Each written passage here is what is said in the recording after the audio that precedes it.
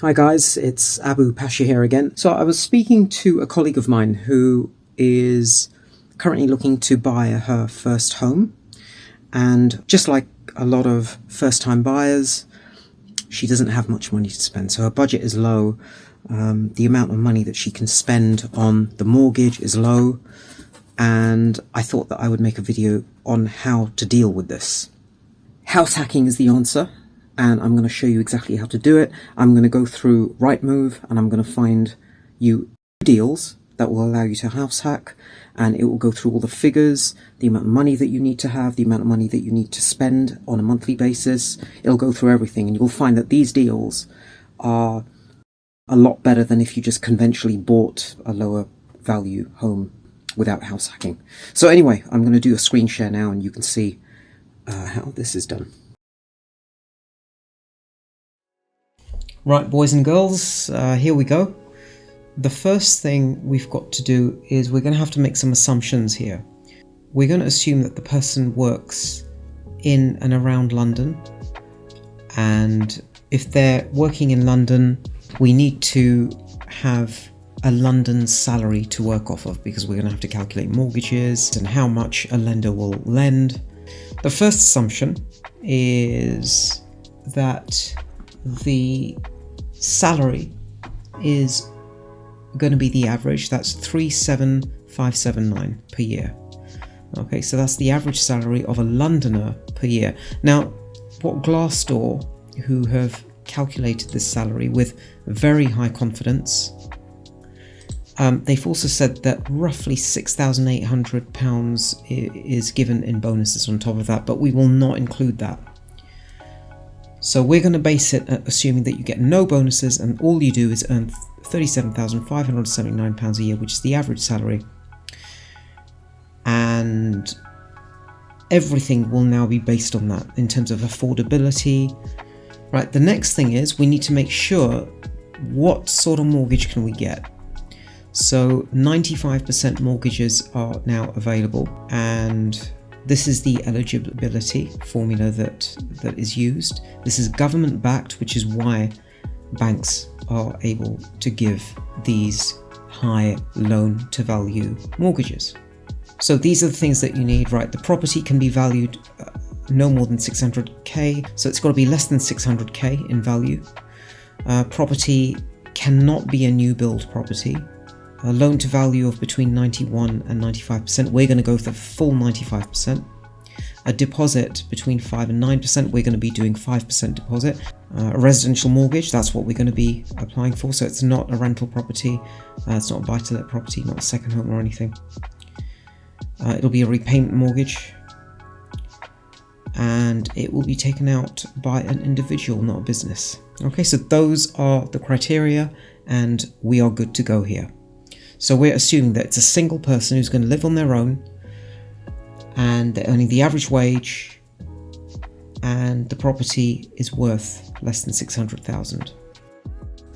What I've also assumed is that the purchase price is going to be £155,000. So although the properties that I'm looking at are either 155k or slightly above, I'm going to assume that we will have an offer accepted for each of these three properties at 155k. The deposit is going to be 5% of 155k, that's 7.75k, and the mortgage term is going to be 25 years. So the full mortgage amount is going to be £147,250. The mortgage repayment is going to be £775 per month. And let me show you how I calculated this value. This is NatWest. There are other banks that are doing these 95% mortgages. It's not just NatWest, it's many other banks. How many people are applying? It's one. We said a single person. Your annual income is 37579. Do you have any other source of income? No. Remember, the average bonus is roughly about £6,000, but we're not going to include that. We're going to be really, really strict here, and you're going to see what I can do with these very strict criteria. Do you have any loans? We're going to assume no. Do you have any credit cards? Or when you say yes, it's really credit card balances that they're after. But we're going to assume that there's no credit card balances. Don't include grocery shopping, right? Do you have any other monthly committed expenditure? No. So again, we're talking about a single person. We're not talking about someone with kids or anything like that. Single person. Do you have any dependents? No. Please tell us the estimated price of your home you're considering, and we've said 155k, and the deposit is going to be 5%, and we're going to go for a 25-year repayment. If you're younger, you could go for longer, and that'll mean your monthly payments are actually lower. Alright, and then we're going to calculate. There you go. So they're prepared to lend you just over 150 grand, and your monthly payments are basically around 775 per month. Okay, so that's how I calculated that. So we've got monthly mortgage repayment of 775 per month. I've already done the search through RightMove, and there are 3 homes that meet these criteria. And not only that, but what I'm going to do is I'm going to house hack here. So in order to bring the monthly payment down to an absolute rock bottom to reduce the housing costs, we are going to let out one room. So all the properties I've highlighted are 2-bedroom flats, and they are all within a commutable distance to central London. The best property that I found, in my opinion, is in a place called Sittingbourne, that's south of London. It's currently on the market for £159,500, but I'm pretty confident that they'll probably accept an offer of £155,000. The service charge and ground rent, these are all flats, so there's going to be service charge and ground rent, we're saying is £17 per month. I'll show you where I actually got this from. The rental income, what we're going to do is we are going to rent out one room, the big room. One of the bedrooms will be rented out to a lodger, and I've checked on SpareRoom.co.uk, and basically it comes to around £500 a month. That's pretty much what you can get for that spare room. And the net housing cost for you, if you buy this property and live there, is £292 a month. That doesn't include council tax, and it doesn't include utility bills. It doesn't include groceries or anything like that. So these will be extra. The reason why I haven't included those is because I want this figure here in this column to be comparable to if you were to rent a property. If you rented a property, you would pay council tax, you'd pay utility bills, you'd pay groceries. But bear in mind that this £292 cost is considered your housing cost, and you can see how low that is. Let's calculate the amount of money that you will actually take home and that will hit your bank account every single month. 37579, which is the salary that we're assuming. And if you earn that amount, you will take home £2,400, and if you go back to the table, minus 292, so let's say £300, you'll end up with £2,100 to basically cover all your other costs, which is ample in my opinion. I looked for another property as well, and that was in Maidstone, and again that's quite close to Sittingbourne, and the cost came up to £462 a month. And this property, I think it's a nicer property, but you're obviously paying a significant amount extra. And finally there was a property in Luton which I liked, and that worked out to £375 per month. So let's take a look at the properties.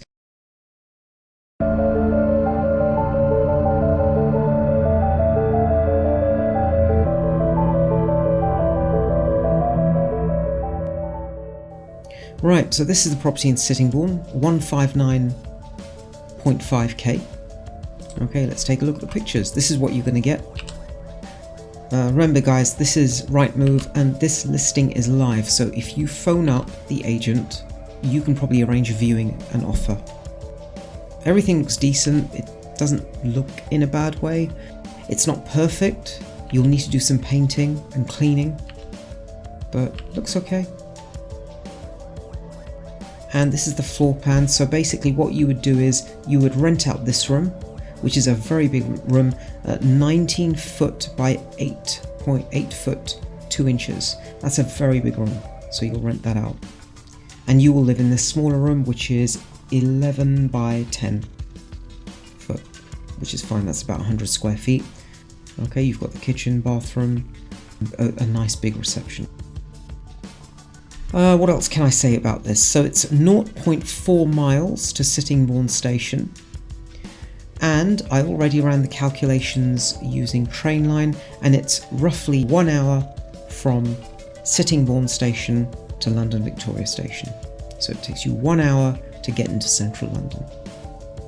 Now in terms of the costs, as far as the lease is concerned, you've got £156 per year ground rent, and you've got £50 service charge. The two together is roughly £200 per year, and per month that I worked that out to be £17 a month. £292 per month is basically how much it works out at.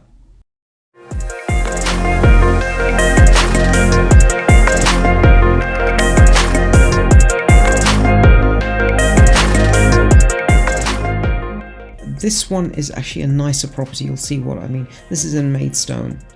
Right, so this is a purpose-built block of flats. It's relatively new. It's not new, but it is relatively new. I think it starts in it was built in 2016, so it's 6 years old. So here's the pictures. First of all, let's quickly go through this. Everything looks relatively new. It's only 6 years old. Nice bathroom, nice kitchen. Everything's modern. Right, it'll have a good EPC rating, so the utility bills should be low. Right, decent sized room. Right, and apparently it's got a gym as well. Right. Going through the floor plan, so what would happen is that you would give this master bedroom to the tenant, to the lodger, and you would take this. Right, it's a decent sized room, 12 foot 8 inches by 7 foot 3 inches. That's a decent size. And this is the communal living area, bathroom. In terms of the distance from the train station, 0.4 miles, so it's walking distance. Okay, roughly 8 minutes to walk. It's on the 5th floor. In terms of costs, got quite a good lease on there. The service charge is £2,004 per year, ground rent is £250, so it's roughly £2,250 per annum. Divide that by 12 and you get £187 per month. Right, that is the reason why this costs more to live in, £462 per month. If you look at the lodger, you can get a lodger in and they'll pay you 500 quid a month. I used the same technique using SpareRoom to find the correct price, and that's how much you'd pay. It takes roughly 1 hour 5 minutes to get from Maidstone station to London St Pancras. Now onto the third and final property. This is, believe it or not, is my preferred property because Luton is quite close to central London, and you can get in there to central London in 37 minutes, and that's what I like. The other places you'll notice take about 1 hour. This one takes 37 minutes. Let's take a look at what this place looks like. It's a block of flats. Right, you can see that it needs a paint job. It's not perfect. It needs a paint job. A good deep clean. The kitchen is not really modern, but you could paint the cabinet doors, paint them grey, and that will give you a more modern look. I'd be happy to live here. I'd have no issues. It's in good condition. It looks good to me. In terms of the floor plan, let me see. Yeah, hang on. So you've got bedroom 1, bedroom 2. You would take bedroom 2. You'd let out bedroom 1. It's got a lounge and a kitchen, toilet, bathroom, etc. Right, in terms of room sizes, bedroom 1 is going to be the one that you let out, and that's a good size room. 12'5" by 9'4", and your bedroom is also a decent size. It's 11'5" by 8'2". Now, one thing that they haven't put down is the service charge costs and the ground rent costs. So I had to assume that together they're about £100 a month. So that's an assumed price. You must phone the agent to find this out. But if we assume £100, which is probably about right, you will end up paying £375 a month. Weirdly, the right price for that room to rent out is about £500 per month. So they're all very similar. Even though they're different locations, they're all pretty much similar. The only thing is, what I like is that 37-minute train ride into London.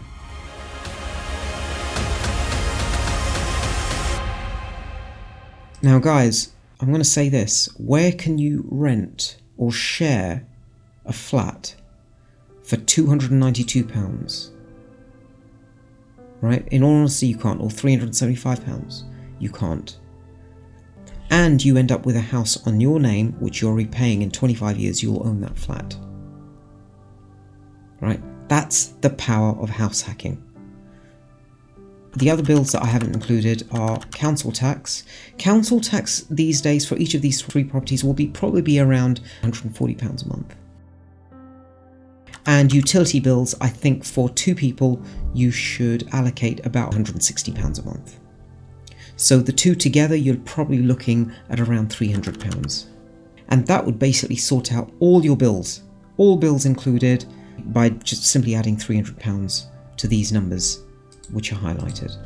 Then you've got your groceries on top of that, and then travel and entertainment. But considering that your take-home pay is roughly £2,400, and these are the expenditures, it means that you're left with a nice, hefty chunk of change. Very simple. This is how you house hack. This is how you can get onto the housing ladder using a very small deposit, earning an average wage in London, and keeping your monthly payments to a really, really low level that you can afford. Don't forget that all these 3 listings, as of July, are live. So if you see this video and you are interested in these properties, by all means phone up the agent. I'm going to put the links to these 3 properties in the description. Click on these links and you can check the properties out for yourself, and if you are interested, by all means phone up the agent and see if they're still available. But these are 3 properties that I managed to find within the space of about 45 minutes on RightMove. So, like and subscribe, do the usual thing, or don't, it's up to you, but I'd appreciate it if you would, and I shall see you next time.